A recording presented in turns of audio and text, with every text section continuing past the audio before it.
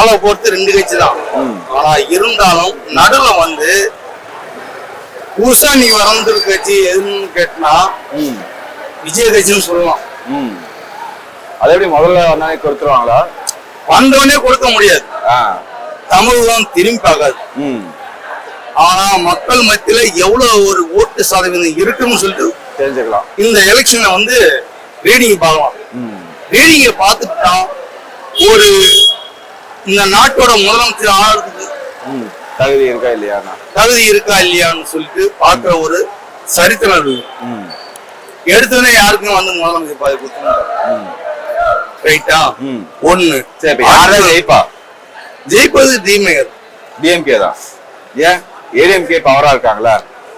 ATM power அவன் வந்து என்ன சொன்னா, எந்த கூட்டணி யாரு கூட இருக்கா அப்படின்னு பார்த்தா ஒரு கால்குலேஷன்.